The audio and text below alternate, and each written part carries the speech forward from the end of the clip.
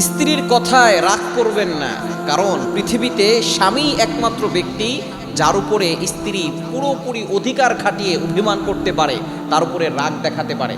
একজন স্ত্রী স্বামী ছাড়া কারো কাছে রাগ দেখাতে পারে না, কারো কাছে গিয়ে সে অভিমান করতে পারে না, শুধুমাত্র স্বামীর সামনে একটু রাগ দেখায়। কিন্তু অনেক স্বামী এটা সহ্য করতে পারে না।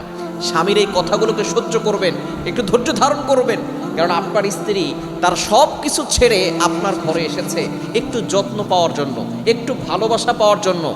একজন স্ত্রী যখন স্যাক্রিফাইস করে, স্যাক্রিফাইসটা অনেক পুরুষের চোখে পড়ে না। সে তার মা বাবা ভাই বোন আত্মীয় স্বজন, প্রিয় বিছানা প্রিয় বালিশ, যেখানে একাধারে 18 বছর 20 বছর যেখানে বড় হয়েছে, সেই জায়গা ছেড়ে আপনার ঘরে এসেছে একটু ভালোবাসা পাওয়ার জন্য, একটু যত্ন পাওয়ার জন্য।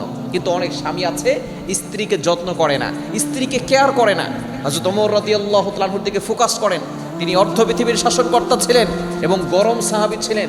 তিনি সবসময় রেগে আগুন হয়ে যেত। হযরত ওমর রাদিয়াল্লাহু তাআলা সব জায়গায় গরম থাকলেও স্ত্রীর সাথে সবসময় তিনি কোমল আচরণ করতেন, স্ত্রীর সাথে সুন্দর আচরণ করতেন। নবীজি সাল্লাল্লাহু আলাইহি সাল্লামের কাছ থেকে এটাই শিক্ষা নিয়েছেন। নবীজি সাল্লাল্লাহু আলাইহি সাল্লামের 11 জন স্ত্রী ছিল, তিনি কখনো কোনো স্ত্রীর উপরে আঘাত করেন নাই। এজন্য স্বামী যারা আছেন, স্ত্রী একটু রাগ করলে চুপ থাকবেন, দেখবেন আপনি ভালো থাকতে পারবেন, আপনি শান্তিতে থাকতে পারবেন, মানসিকভাবে আপনি সুস্থ থাকতে পারবেন। এজন্য প্রত্যেকটা স্বামীর উচিত স্ত্রীর অভিমান ভাঙানো, স্ত্রী রাগ করলে তার রাগটাকে দূরে সরিয়ে তার মুখে হাসি ফোটানো। এটাই হচ্ছে আসল স্বামীর মূল লক্ষণ এবং মূল আলামত। এজন্য স্বামীদের উচিত নবীজি সাল্লাল্লাহু আলাইহি সাল্লামের কাছ থেকে শিক্ষা নেওয়া, হযরত ওমর রাদিয়াল্লাহু তাআলার কাছ থেকে শিক্ষা নেওয়া।